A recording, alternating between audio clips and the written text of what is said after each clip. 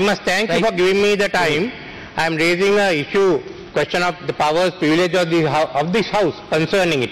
As I told you, the failure to notify the House on an arrest of a member of Parliament and the failure to notify Parliament on the need to question an MP already appearing before a Presidential Commission of Inquiry.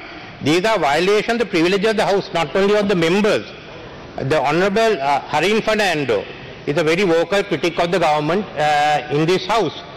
The police attempted to interrogate him on a statement made by his father, which was already examined by the Presidential Commission of Inquiry, and thereafter take him into custody. This was prevented by an order of the Supreme Court. A similar issue has come up in connection with Honourable Richard Baduddin. A violation of the need for notification. Powers of this House is unique. Article 3, Article 4, which gives the legislative power of the people to us. Article 69(1), where the Parliament consists of 225 members elected by the people, is the body that is in charge with the grave duty of legislating and supervising the government.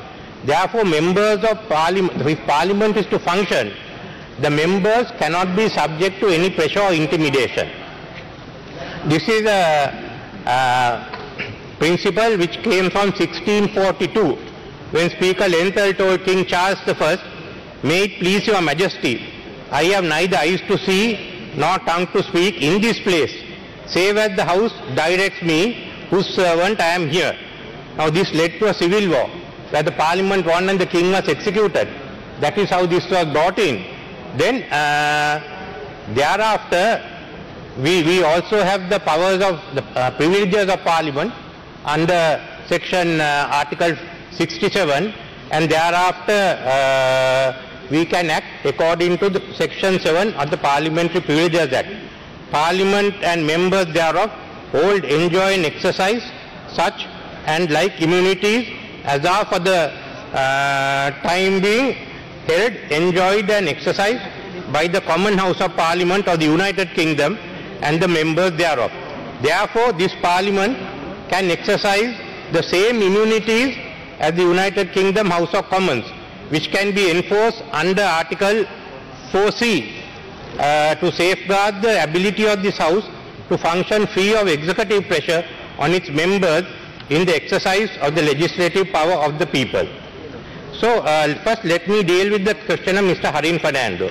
The facts are that the previous night he rang me on the day of the explosion and told me that his sister had told him that morning that the previous night his father had said that not to go to church and to be careful, there can be trouble.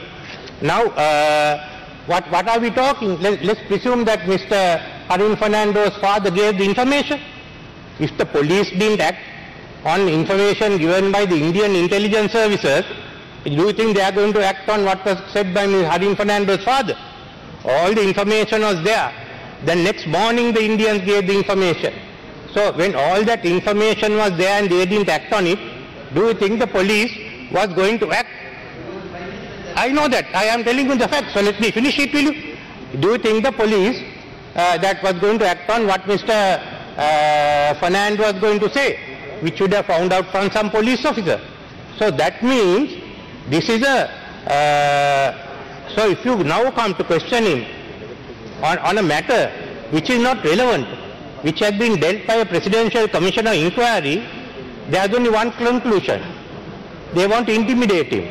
And Erskine May has said, attempts to influence members in their conduct by threat is a breach of parliamentary privilege.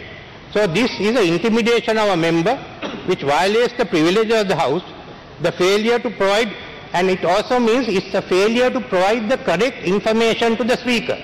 They said we want to question on these issues, but the fact is that it has already been done and finished.